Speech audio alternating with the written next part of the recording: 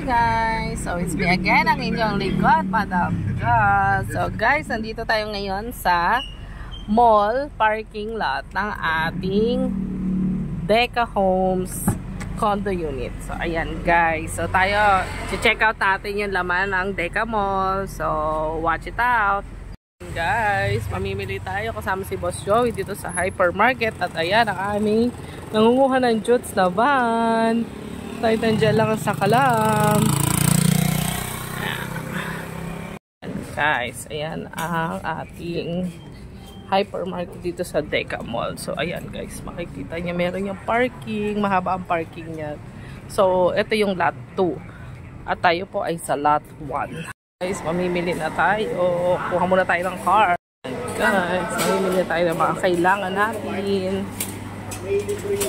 Ito, okay. Ay, yan na lang ba? Akala ko to eh. Para kami basa. Ito na lang. Bumili kami dito ng lettuce. Magsasalad kami. Ayan. Hindi ka na, Jonas. Punta na tayo dun. O, dahan-dahan. Baka makatama ka. You say, excuse me. And then, chips. Kuha tayo ng chips. Kasi meron tayong... Ito, yan. Ito naman.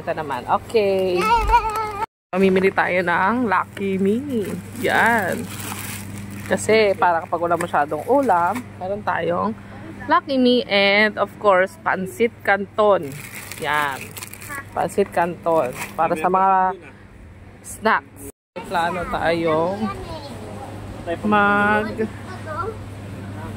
May plano tayong magluto-luto. So, ayan.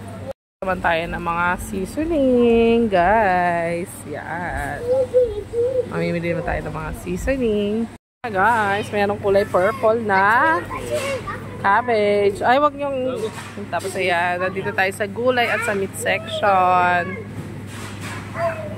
So, yun na nga guys, at natapos na tayong mamili ng ating grocery dito sa Deca Mall kasi meron sila ditong hypermarket at isa ito sa mga paborito naming kainan dito sa Deca Mall, sa loob mismo ng Deca Mall ay itong Kuya J. At bukod sa Kuya J, meron din ditong Chowking, Jollibee at meron ding Dunkin Donuts. So, yun guys, bisitahin nyo na dito sa Deca Mall, Vitas, Tondo, Manila. Yan guys, may Alpha Mart din dyan, 24 hours yun. Kaya kaming mga nakatira dito mismo sa condo unit ng Deca Home ay nakakabili naman anytime we want talaga.